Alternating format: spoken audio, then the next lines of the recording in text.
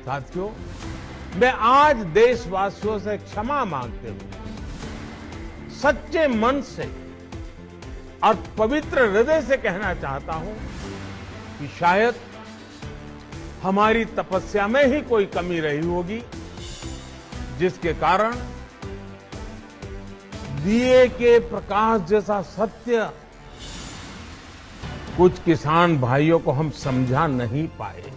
देश में किसानों का आंदोलन खत्म होने का नाम नहीं ले रहा है। तीनों विवादित कानून वापस लेने के बावजूद किसान धरना खत्म करने को तैयार नहीं है और अब मामला एमएसपी पर जाकर अटक गया है।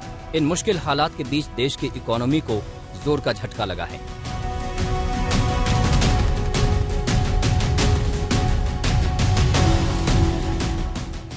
बुधवार को लोकसभा में केंद्रीय मंत्री नितिन गडकरी ने किसान आंदोलन से टोल टैक्स कलेक्शन को हुए नुकसान का ब्यौरा पेश किया। एनएचएआई को किसान आंदोलन से 2731.32 करोड़ रुपए के टोल का नुकसान हो चुका है। ये नुकसान अक्टूबर 2020 को लेकर अब तक का है। अक्टूबर 2020 से किसान आंदोलन के चलते पंजाब, हरियाणा और राजस्थान में टोल कलेक्शन प्रभावित होने लग गया था। इसके अलावा रेलवे ने भी किसान आंदोलन से नुकसान होने का आंकड़ा पेश किया है। रेलवे को किसान आंदोलन से करीब 22 करोड़ 58 लाख रुपए का नुकसान हुआ है। इस साल अक्टूबर तक नॉर्दर्न रेलवे के क्षेत्र में किसान आंदोलन से जुड़े हुए 1212 धरना प्रदर्शन हुए। रेलवे ने कहा कि अलग अलग आंदोलन की वजह से बड़ी संख्या में यात्रियों ने अपनी बुकिंग कैंसिल कराई। इससे रेलवे को यात्रियों का किराया वापस करना पड़ा। इसके साथ ही आंदोलन की वजह से कई जगहों पर ट्रेनें कैंसिल हुई और कई ट्रेनों को थोड़े वक्त के लिए टर्मिनेट किया गया।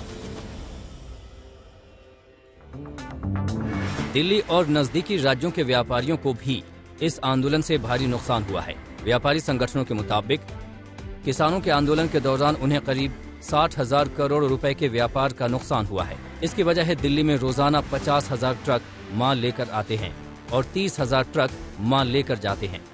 लेकिन किसान आंदोलन की वजह से इन ट्रकों की आवाजाही पर बुरा असर पड़ा है। इसके अलावा उद्योगों को हुए नुकसान पर एक रिपोर्ट उद्योग संगठन एसोचैम ने जारी की थी। इसके मुताबिक किसान आंदोलन के कारण पंजाब, हरियाणा, दिल्ली जैसे राज्यों को हर रोज 3500 करोड़ का नुकसान हुआ, यानी कि अभी तक अरबों का नुकसान इस आंदोलन की वजह से हो चुका है। ऐसे में अब ये बेहद जरूरी हो गया है कि इस समस्या का समाधान खोजा जाए, जिससे कोरोना से तेजी से उभरती अर्थव्यवस्था फिर से पटरी से न लुढ़क जाए।